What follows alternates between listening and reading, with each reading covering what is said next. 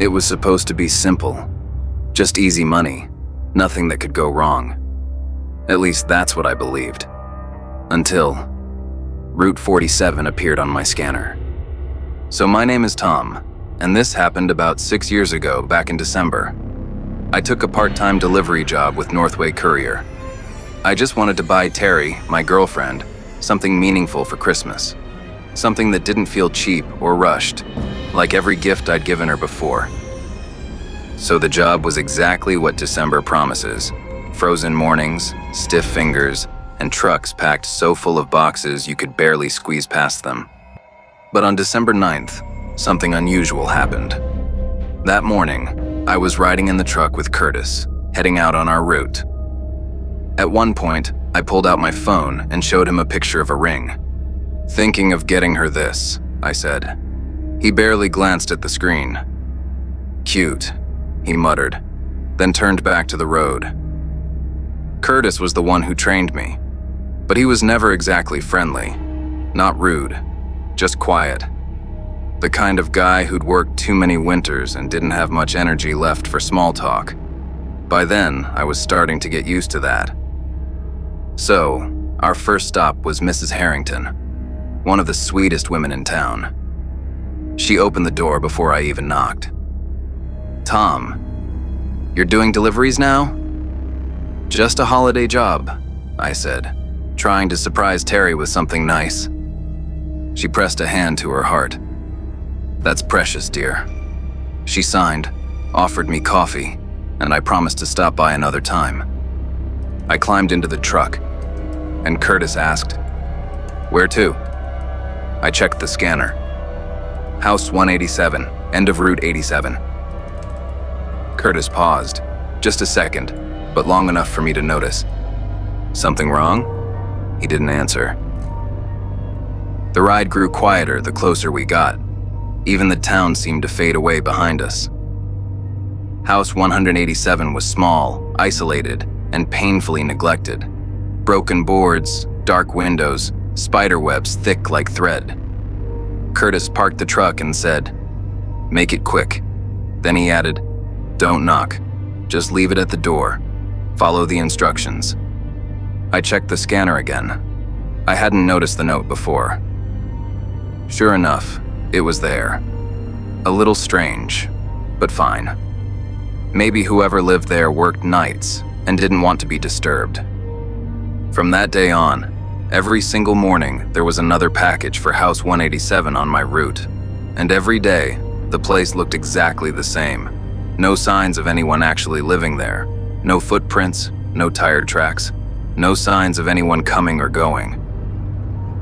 And one afternoon, as I turned to leave, I thought I saw movement in the window. A faint shadow shifting behind the glass. I stopped, squinting at the pane, waiting for it to happen again. Nothing. But it didn't feel like an empty window. It felt like someone had ducked out of sight the second I noticed them. Like the house was watching me. One night, walking Terry home from the movies, I saw Curtis talking to her mother at the door. They both fell silent when they noticed me. Curtis left without a word, typical, but her mother's face was pale. "Some stories should have stayed buried," she murmured before going inside. Terry forced a laugh. "Don't mind her. She gets dramatic near the holidays." But the unease stuck with me. So, that night, Terry's parents sat me down. They told me about the fire, the one that happened on Christmas Eve decades ago. Alicia Harrow had been wrapping gifts for her family when it started. By morning, the house was gone, and so was everyone inside. But what unsettled the town wasn't the tragedy, it was the aftermath. Every December, without fail, beautifully wrapped packages began to appear on the burned-out porch, as if someone were continuing Alicia's tradition. No sender, no recipient, no explanation. They just appeared, year after year, as if someone was still expecting them. Some couriers quit because of it. A few vanished after their deliveries. Police investigated, found nothing, and eventually, the packages stopped coming. Until now. "Tom," her father said, "stay away from that house. Quit this job." I nodded, but inside I was thinking, but I needed the money, and in a small town like ours, you don't just walk into another job the next day. Sure, I could try the next town over, but that would mean driving farther and missing time with Terry. I wasn't about to leave her over a delivery route that felt a little strange, so I stayed. I didn't believe in ghosts anyway. The next morning, something new was on the porch. A blue package with green ribbon, different from the usual brown boxes, and written across the top, "Tom." My stomach flipped. Maybe it was a thank you gift. People in small towns do that during the holidays. Cookies, cards, little gestures. Without thinking much, I took it. When I climbed back into the truck, Curtis actually looked at me. Really looked. "What's that?" "Someone from the house left it for me," I said, lifting it slightly. "See? It's got my name on it." Curtis's face drained of all color. Before I could stop him, he grabbed the box, threw it out the window, floored the truck, reversed, and crushed the package under the tires. "Hey, Curtis, what the hell? That was mine. I told you to stay away from that house," he snapped. "Don't touch anything that comes from it. Just listen to me, Tom." But he wouldn't say more. That night, guilt and curiosity ate at me. Crushing someone's gift, even if strange, felt wrong. And Curtis's panic made everything 100 times worse. So I did something stupid. I went back. As I got closer to the house, I could see it through the trees. A soft glow slipping between the branches like the place was awake. The house was lit. Soft yellow bulbs, Christmas garlands, a tree flickering through the window. Inside, the place looked brand new, clean, decorated, cozy. A fire crackled in the fireplace. A full transformation. On a small table was a cup of tea and a handwritten note. "Hi, Tom. I'm just coming downstairs. Go ahead and drink your tea. I'll be right there." A part of me screamed not to touch it, but I thought, why not? Usually you don't accept anything from strangers, especially not from someone strange living in a strange abandoned house. But I drank the tea, and the moment I took the first sip, I started feeling dizzy. Immediately the world blurred. My knees buckled. My vision darkened. And in the last clear moment before everything disappeared, I saw a figure approaching. A man with a long scar down his face and a slow, sinister smile. I woke up with Curtis leaning over me, shaking my shoulders. "Tom, hey, Tom, look at me." My vision swam. The ceiling above me wasn't the one I remembered. Where am I?" "You're at Terry's," he said. His voice was low, almost strained. None of it made sense. The last thing I remembered was the warm light, the decorations, the tea. "How did I get here?" "I followed you," Curtis said. "I saw you go inside that house. When I got in, you were on the floor, completely out. I carried you here." My mouth felt dry. I drank a tea someone made for me." Curtis stared at me for a long, heavy second. "Tom, there was no tea." I shook my head. "No, you don't understand. The decorations, the fire—" "Tom," he repeated, firmer this time. "There was nothing in that house. No lights, no decorations, no fireplace. It was empty." A cold pressure tightened in my chest. "But I saw it," I whispered. "I saw everything. I know what I saw." Curtis didn't argue, and that was somehow worse. He just said quietly, "You were alone in there, Tom." Terry cried and begged me never to go back. I promised, but the promise didn't matter, because the next night, everything got worse. When I got home, I was surprised to find my cousin Harry waiting for me, the one who lives all the way across the state. I told him everything that had happened, every detail I could remember, and him being the one everyone calls crazy behind his back, he didn't hesitate for a second. "Let's go back to that house," he said. I didn't even have to convince him. Then I showed him the note I'd found inside the place, the one I'd forgotten in my pocket. He turned it over in his hands, studying the handwriting. "Ghosts don't write notes, Tom," he whispered. "Someone was in that house." And Curtis showing up out of nowhere? That's bad. Really bad. And the guy with the scar? Tom, you realize he drugged you, right? The room suddenly felt smaller. His certainty scared me more than the house did. But he wasn't wrong. The note in my pocket proved I hadn't imagined everything. Someone had been inside that house. Still, he leaned closer, lowering his voice. "But you're going to work tomorrow like nothing happened. Curtis can't suspect a thing. If he's involved, and Tom, I'm telling you he is, we need him calm. We need him thinking you're scared and staying away." I swallowed hard. It made sense. "So," he continued, "act normal, do your shift, come home the usual time, and once it gets dark, we go." For the first time since the tea, I felt my hands shake. I didn't sleep that night. Not because of fear, because I kept replaying that moment before I blacked out. The blurred figure with the scar grinning at me like he'd been waiting. The next day I went to work like nothing had happened. Curtis didn't show up. Not even a text, not even an excuse.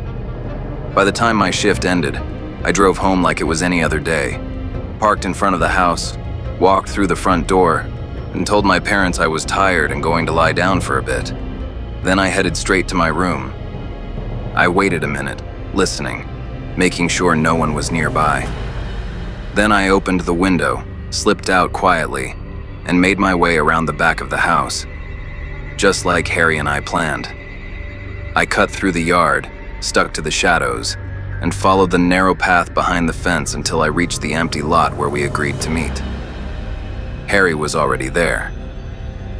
Before we reached the house, Harry pulled over and parked behind a line of trees hidden from the road. We left it there and moved in on foot, staying low, keeping quiet. The house was faintly lit. We crept closer, step by step, barely breathing.